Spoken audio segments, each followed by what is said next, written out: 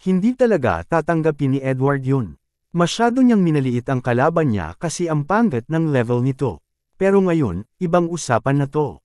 Kung kumalat sa guild ang chismis na natalo siya, lagot, ubos ang kredibilidad niya.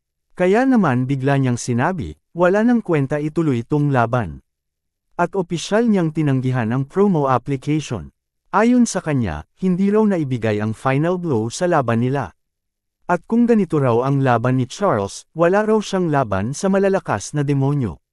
Sabi pa niya, ang dami raw niyang sinadyang butas sa depensa. Pero ni isa, hindi sinamantala ni Charles.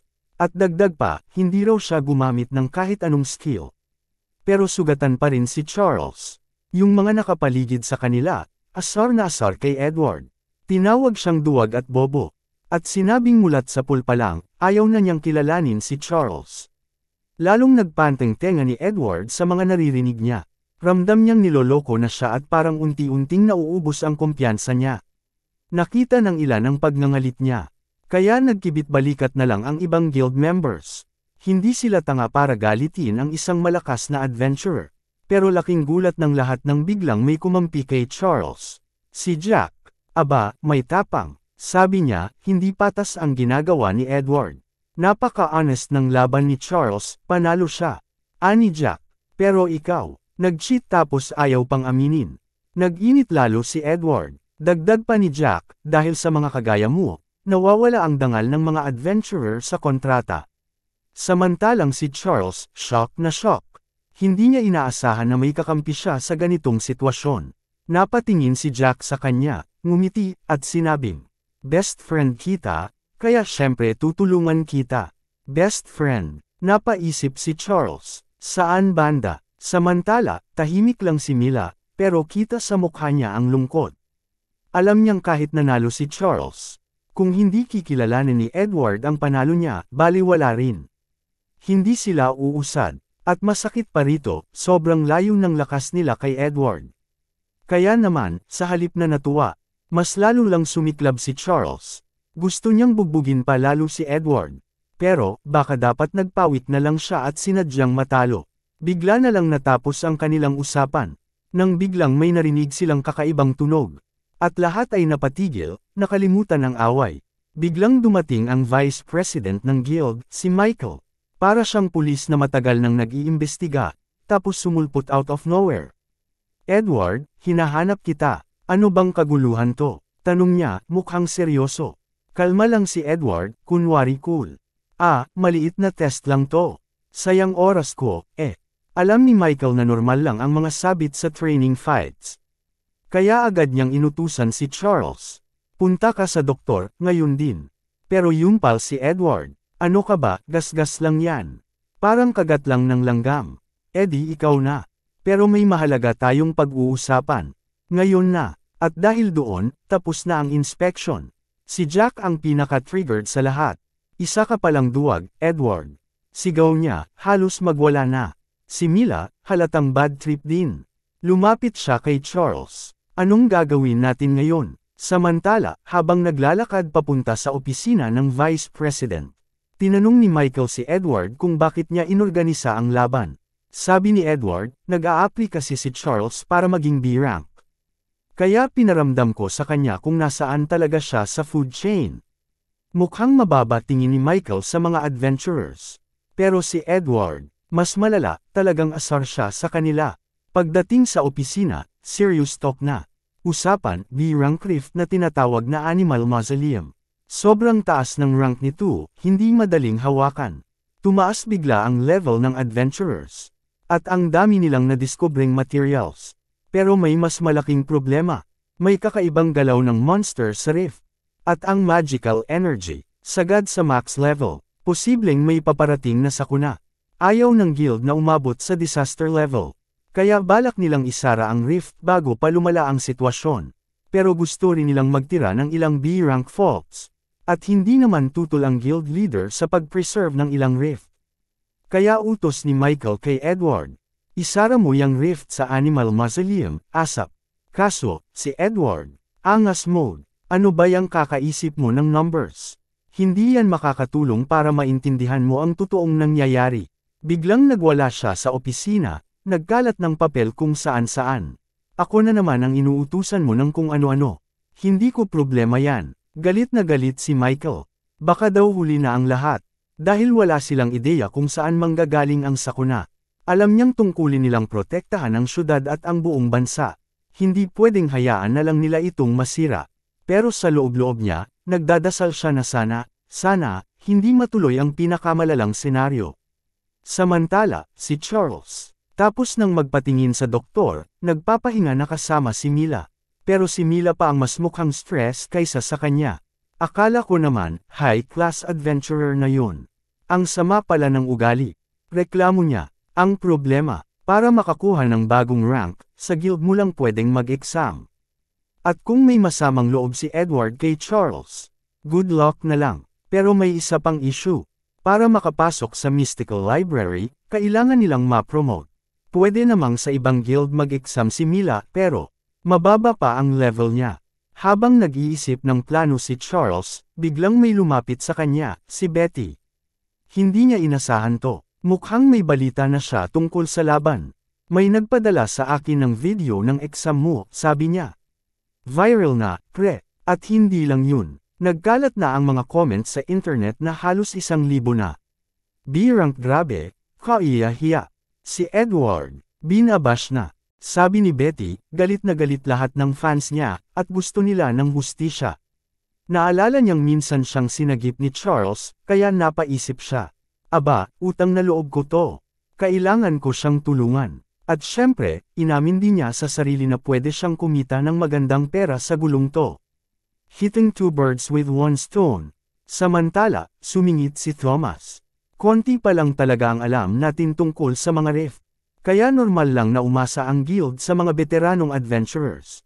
Tapos dinugtungan pa niya. Pero aminin natin, hindi yung tipong tao si Edward na basta-basta nagbabago ng isip. Ang mahalaga lang sa kanya, sarili niya. Sa madaling salita, walang kwentang makipag-usap sa kanya. Habang abala sa usapan sina Betty at Charles, si Mila naman, tahimik lang na nakikinig sa tabi, pasimpleng chismosa mode. Nag-aalalang sinabi ni Betty, ayoko lang namang mapahamak si Charles. Biglang tumayo si Mila, hep. Crush mo ba si Charles?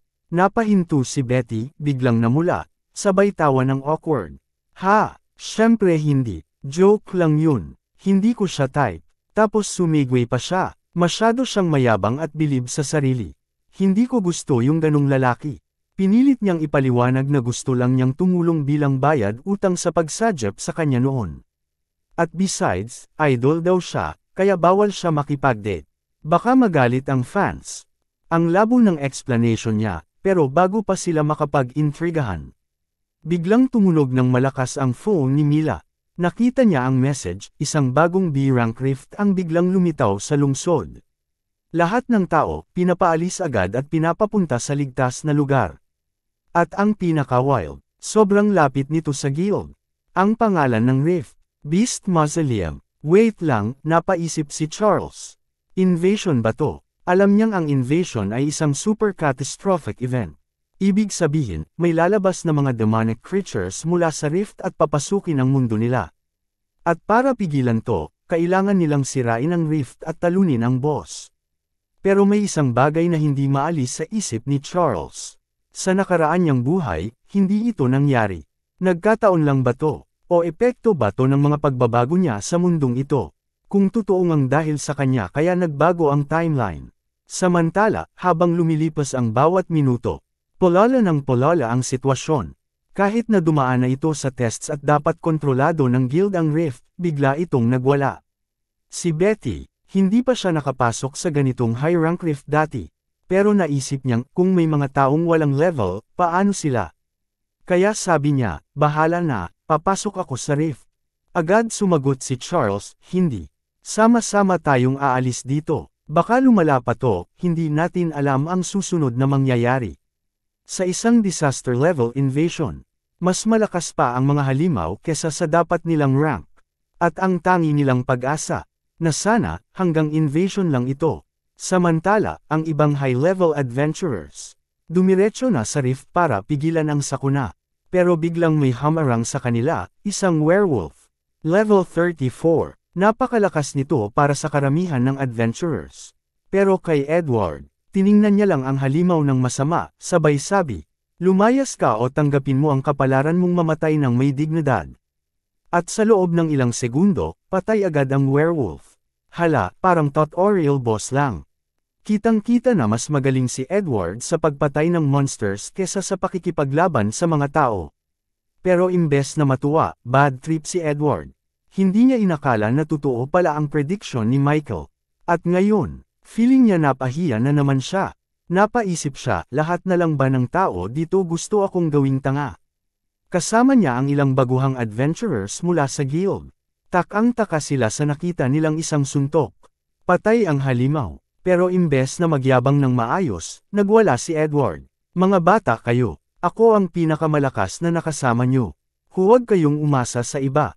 Tapos nagdagdag pa siya, tandaan nyo, si rank lang yang werewolf. Napaisip si Edward, kung masyadong madaming masira dito, baka delikado posisyon ko. Kailangan niyang tapusin agad ang laban at puksain ang Rift Boss. Isang level 47 Phantom Fox. Kaya ko to, ang sabi ni Edward sa sarili. Kapag siya ang nakapatay sa boss, magiging bayani siya. At ang pinakamagandang parte, ibabato niya lahat ng sisi kay Michael. So, game face on, naglakad siya para hanapin ang boss. Pero pagdating niya sa battlefield, lagpas na sa impyerno ang sitwasyon. Wasak ang paligid, 10-10 tao na ang patay. At hindi nagtagal, nakita na nila ang boss ng Animal Mausoleum Rift.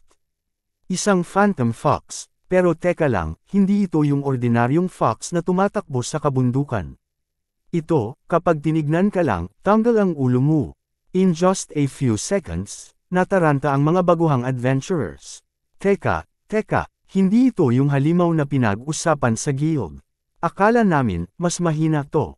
Tama nga naman sila. Ang totoo, level 55 ang Rift Boss. At mas malupit pa siya sa litrato sa libro. Fake news yung description sa manual. Mukhang nag-evolve ito, at dahil dito, mas lumakas siya ng husto. Sa kalagitnaan ng evolution, nag-iba ang itsura ng halimaw. Ang Phantom Fox ay naging isang tunay na demonic spirit. Nagkaroon ito ng bagong skills at tuluyang nag-transform sa isang totally ibang nilalang. Kapag sobrang dami ng magical power sa isang rift, nagkakaroon ng unusual events at kadikit na rin nito ang iba pang sakuna. Ngayon, sobrang takot na ang mga baguhang adventurers. Tara na, tumakbo na tayo. Gusto nilang mag-back out at maghanap ng ligtas na lugar. Pero syempre, si Edward. Abot langit ang inis. Mga BOBONG to. Pag tumakbo tayo, lalo lang tayong madedehado. At higit sa lahat, baka mawala ang kredibilidad niya bilang defender ng portal. Kaya anong ginawa niya? Tumalikod siya, sinigawan ang mga bata, at nagmonolog ng malala. Mga walang silbi, ilang beses ko nang napagdaanan to. B-rank adventurer ako, hindi pwede ang urong. Papatayin ko ang halimaw natin sa isang suntok lang. Samantala, sina John at Flynn. Literal na hindi makapaniwala. Hindi sir, imposible. Mamamatay ka lang kapag sinubukan mong lumaban dyan. Si Edward naman, napataas lang ang kilay. Sinama ko pa kayo, mga inutil pala kayo. At dahil dito, tinuruan niya sila ng leksyon sa pinakamalupit na paraan. Ginamit niya ang kanyang Berserker skill. Para sa mga di nakakaalam, ang Berserker ay isang skill ng Beast Warrior na temporaryong nagpapalakas ng attack power. Pero eto ang catch. Ginagamit niya ito dati bilang pang-inganyo. Ngayon, after so many years, gagamitin niya ulit. Wala nang paligoy-ligoy, sinabihan niya ang dalawa. Tiglan niyo yang kakaduda. Lubusin niyo ang boost na binigay ko sa inyo. At lumaban kayo hanggang mamatay. Dahil sa Berserker mode, kumislap ang pula nilang mga espada. At walang sabi-sabi, sumugod sina John at Flynn sa Rift Boss. Pero teka lang, may napansin ka ba? Ang diskarte ni Edward, kapit patalim. Ginamit niya lang sina John at Flynn bilang pambalas sa canyon. Para siyang duwag na nagpapi ng ibang tao, tapos siya ang papatay sa boss sa huli. Para sa kanya, walang ordinaryong adventurer ang mabubuhay kung hindi siya magiging tuso. Kahit na maduraj sina John at Flynn, wala siyang pake. Ngayon, eto na ang matinding moment. Nag-evolve na ng todo ang Phantom Fox. At dahil dito, ibang level na siya. Sobrang delikado. Mukhang gagamitin na niya ang kanyang ultimate attack, Demonic Destruction. Hindi ko alam kung ano yun, pero ang badas ng tunog, di ba? Habang nag-charge up ang boss, parang natatawa na lang siya sa dalawang adventurers. Sa isip niya, mga walang kwenta. Hindi man lang pantay ang laban. At eto na nga, sinimulan na ang Demonic Destruction. Biglang bumagsak ang malalaking bato sa paligid nila. Mukhang telekinesis power to ng Phantom Fox. At ang pinaka nakakatakot, sobrang lawak ng attack range niya. Napagtanto agad ni Edward na, putik, ngayon lang ako nakalaban ng ganitong kalakas. Isang halimaw na level 55 na may malupit na magic powers. Kung hindi siya kikilos agad, wala na siyang braso't binti. Pero at least, hindi na siya makakabugbog ng bata. Goodbye, child abuse. Ngayon lang niya naramdaman ang tunay na takot. Habang ginugulpi ng Phantom Fox ang mga kasama niya, biglang naliwanagan si Edward, kailangan ko ng tumakbo. Ano pa nga ba? Palpak na naman ang bida natin. Pero teka, huli na yata ang lahat. Galit na ang Phantom Fox. At mukhang gutom na to sa sariwang laman ng tao. Isang mabilis na atake, diretso kay Edward. Sugatan si Kuya. Malapit na tong matapos, pero may isang bagay na hindi niya maintindihan.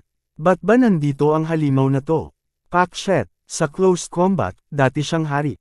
Pero ngayon, parang papel lang siya na tinutupi-tupi. Buti na lang, may isa pa siyang alas. Ang ultimate skill ng mga Beast Warriors. Deadman Disguise, aka, kunwaring patay para di patayin. Gumana ang teknik. Lumapit ang Phantom Fox, hinawakan siya. Tumingin, tinihil ang paghinga niya, kunwari, patay na talaga. At ang halimaw, naglakad palayo. Edward, yes, panalo, makakatakas na ko. At tulad ng dati, wala siyang pake sa iba. Paano na yung mga kasama niya? Sorry na lang, bahalan na sila. Pero teka, may mali. Habang nag-iisip si Edward kung paano tatakbo, biglang, naramdaman siya ng halimaw. Lintek na, wala nang kwenta ang tricks niya. Wala nang pakiusap kay Mommy na makakatulong dito. Bog. Isang brutal na atake, diretso kay Edward. Wasak siya, hindi na siya makagalaw. May magliligtas ba sa akin? Hindi ako pwedeng mamatay ng ganto. Pero mukhang hindi pa tapos ang halimaw. Gamit ang telekinesis, binuhat siya ng Phantom Fox. At sinimulan siyang pahirapan ng walang awa. Ang sakit, sinong may sabi na madaling mamatay? Hindi pa. Paparamdam muna ng tunay na impyerno ang halimaw na to. Pero hindi lang to tungkol kay Edward. Habang sinusunog siya ng buhay, patuloy pa ring nawasak ang lungsod.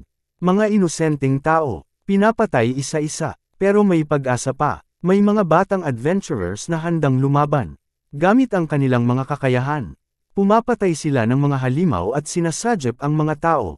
Samantala, si Charles, dagdag 500 XP na siya agad. Level up, mga lords. Pero si Betty, medyo napapaisip. Hindi natin maliligtas lahat. Ang tanging paraan, kailangan nating linisin ang buong miss bago pa dumami lalo ang mga patay. Mahigit 30 minuto na ang lumipas. Pero, bakit wala pang balita tungkol sa boss? Hindi pa rin siya napapatay. Hala, delikado to. Dapat maghanda na tayo sa pinakamasamang senaryo. At speaking of masamang senaryo, buhay pa si Edward, pero mukhang wala na siya sa tamang pag-iisip. Ano ginawa niya? Sinumulan niyang saktan ang mga exorcist. Ano nangyayari? Bro, kalaban mo ang halimaw, hindi kami. Pero hindi siya nakikinig. Ang Phantom Fox ay tuluyan ng kinontrol ang utak niya. Ngayon, isang buwang na si Edward. At dahil dito, nagdesisyon ang grupo. Wala nang ligtas-ligtas. Kailangan na natin itumba si Edward. Kahit B-rank adventurer siya, mas mabuti pang patayin siya kaysa tuluyan siyang lumaban para sa kalaban. Pero gago rin tong si Edward Hindi siya madaling kalabanan sa close combat. At sa loob lang ng ilang segundo, bog, sinuntok niya ng King of Beasts punch ang isang exorcist. Nagulat ang lahat, putik, ang bilis. Isang suntok lang wasak ang kalaban. Hindi kami pumunta dito para makipagpatayan sa kapwa adventurers. Pero anong magagawa nila? Walang makakapigil kay Edward. Kompletong kontrolado na siya ng halimaw. At ngayon, labanan na to ng buhay at kamatayan. Isang adventurer laban sa kapwa adventurer. Walang nakakaalam kung paano tatapusin ang trahedyang to. Ang mas malala, ito pa lang ang simula ng pinakamatinding sakuna na nakita nila. Anong klase to? Ibang level to, bagong halimaw, bagong delubyo. Di kaya ng normal na adventurers o exorcists to. Buti na lang, may sumaklolo. Si Charles, ang batang adventurer. Ang lumitaw sa tamang oras para tulungan ang exorcists. Agad niyang ginamit ang gravity reduction. At sinugod si Edward. Dali niyang napansin ang totoo. Kontrolado to ng halimaw. Si Edward, isang B-rank adventurer. Hindi basta-bastang pwedeng bugbugin ng kung sino lang. Pero alam ni Charles, kung B-rank ka, dapat marunong kang lumaban sa kapwa mong malakas. Pero teka, ang Edward na lumalaban ngayon. Parang hindi na siya. Mas mabagal ang galaw niya kumpara sa dati. Mukhang epekto to ng psychic powers ng halimaw. Pero kahit mabagal, sumugod siya. Bog. Gumamit ulit ng King of Beasts Punch. Pero mabilis na nakailag si Charles. Napansin niya, mainitin na ang ulo ni Edward. Hala, nagsisimula ng umataking bara-bara. Walang plano. Ngayon na, oras na ni Charles bumawi. Gamit ang double gravity, tinamaan niya ng malala si Edward. Baka makalaya na siya sa kontrol ng halimaw. Pero mukhang hindi pa sapat.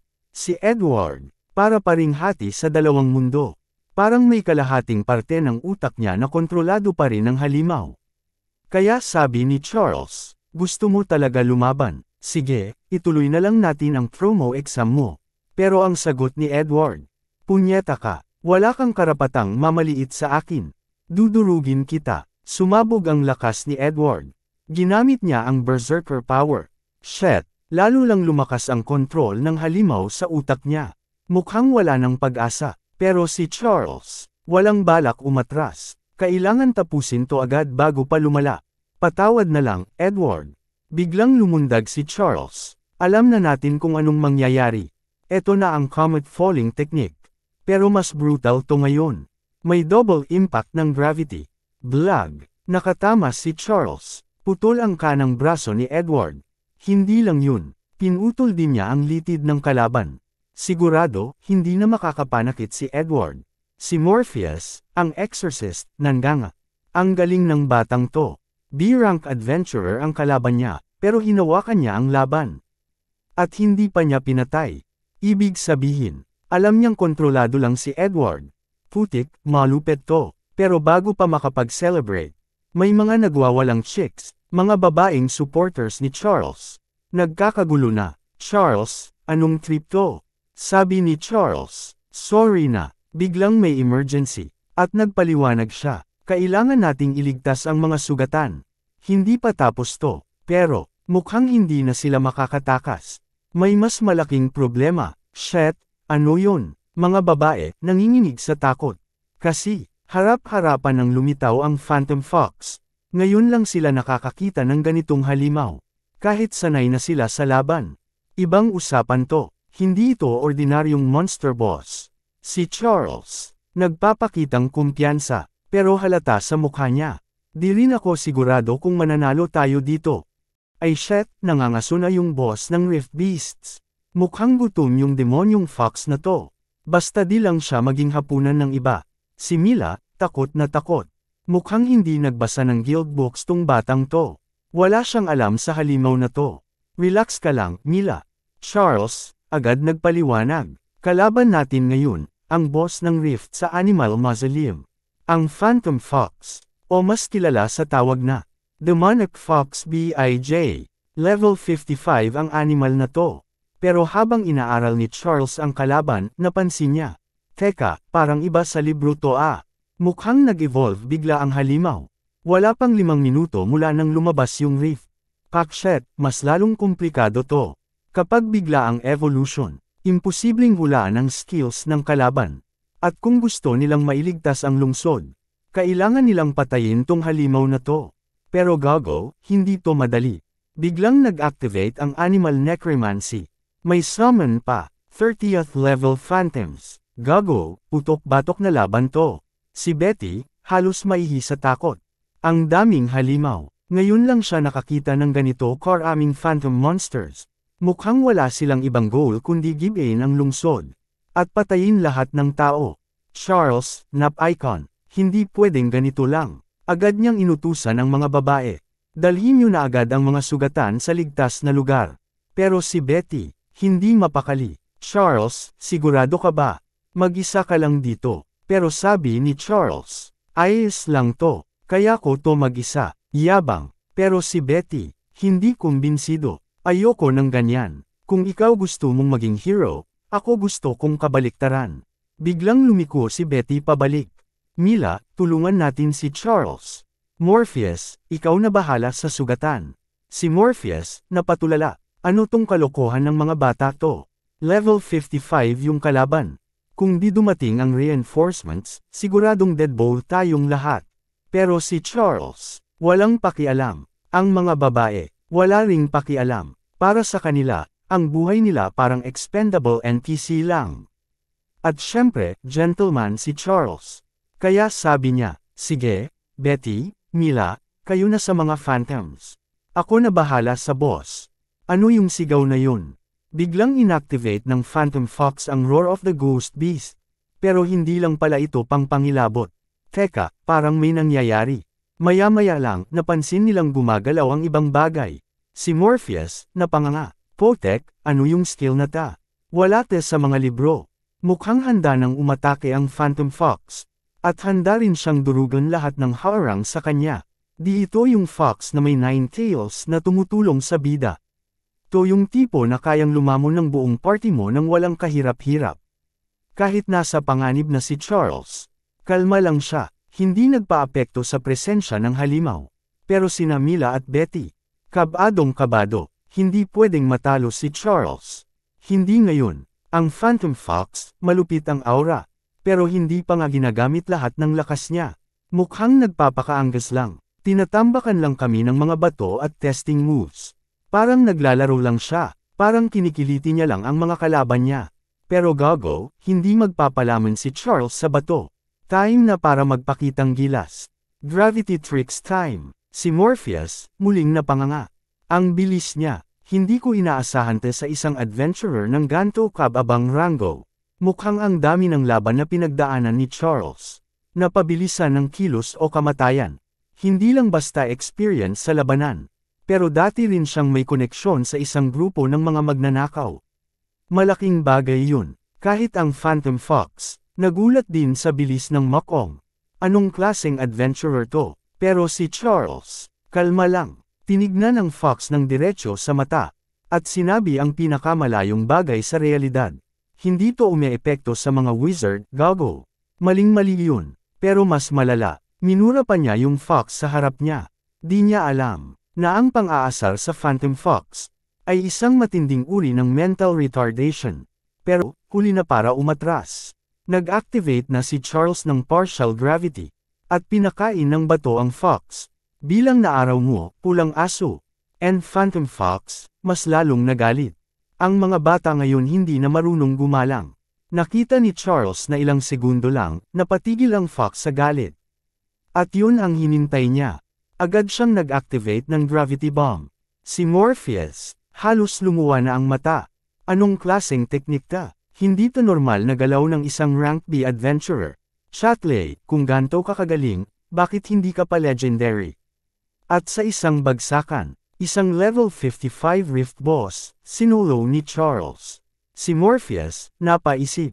Isang araw, magiging pinakamalakas na adventurer tong batang to. Siguradong sigurado ako. Pero teka, di pa tapos to. Kapag nawala ang boss, dapat mawala na rin ang ibang monsters. Pero ang problema, hindi pa sigurado kung deadball na talaga ang Fox. Si Betty, nag-aalala pa rin. Charles, wala tayong oras. Siguraduhin mo na patay na ang hayop na yan. Si Charles, handang-handa na. Itinutok ang espada, at sinabing, oras mo na, pulang asong demonyo. Maraming salamat mga kazen. Abangan ang susunod na kabanata. Please like at i-share sa mga friends mo at ayain silang mag-subscribe kung nagustuhan mo ang ating kwento ngayon. Maraming salamat po.